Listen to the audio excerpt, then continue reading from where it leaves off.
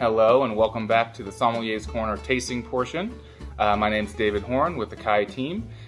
This month of June 2023, I did a rosé because we have National Rosé Day in a few days on June 10th.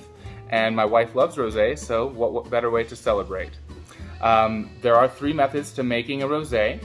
And so if you watch this tasting and you're interested in trying to figure out which way was made to make this rosé, please comment in the comment section and let me know which way you think it is.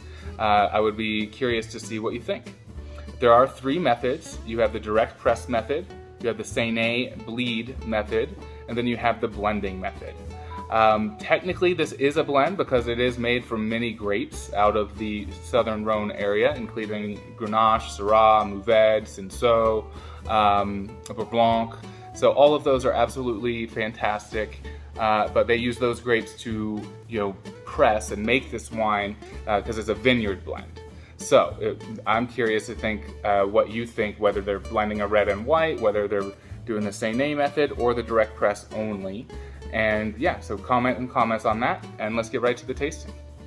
So this is Domaine de la Mordorée, La Dame Rousse wine, and it is going to be a single vineyard, so it is a blend of different grapes, and it comes from Tavel in the Southern Rhône, which actually can only make rosé wines. It's one of the only areas in France that has very strict regulations on how they can make their rosé wine as well. It was also drank by kings and emperors, and is just a fantastic area to get some really great French rosé wine. So for the tasting, always start with the color. I've got a white sheet right here so that I can just look at the color through the glass. And it's just a beautiful, beautiful, pink, but more of has a hint of orange even, like a blood orange kind of coloring with that. And a little silver rim on that. We won't be going through the whole deductive thing today because rosés don't actually have that grid available, but we will just kind of talk about the different notes I'm getting while I go through the wine really quickly, okay? So on the nose, obviously you get some flowers right away, as well as like a little bit of an herbal character, maybe sage or bay leaf, something like that. But you get some blood orange in there. I'm definitely getting some roses, interesting, right? As well as a little bit of like violets, just little purple flowers, but nothing crazy. And they're just kind of, dancing around in the glass. I get kind of a sense of the limestone. It's got like a minerality kind of you can kind of get a sense of stoniness or slate in that, but from the limestone, I believe, in the soils.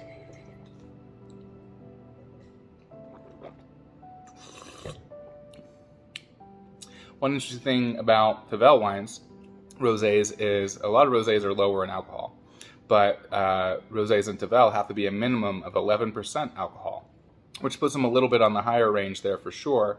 And these ones actually are designated at 14.5% alcohol, which is kind of hot for a rosé. So that's part of why I did that little air out right there.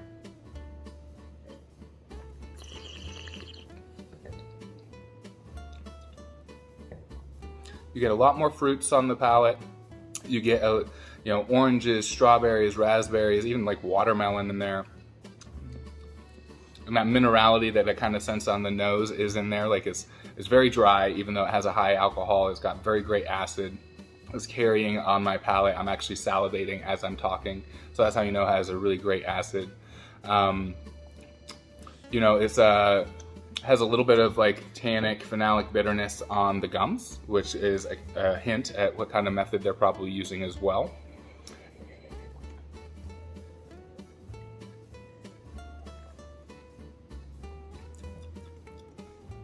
Yeah, you get like a little bit of white pepper, baking spice, maybe a little nutmeg in there, probably from some oak, something like that. But nothing overpowering, so it leads me to think it's probably a neutral oak. And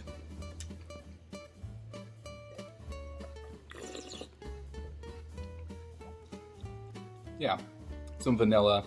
So altogether, super floral on the nose, You get a little bit of fruit there, mostly like citrus, blood orange, a little bit of grapefruit actually.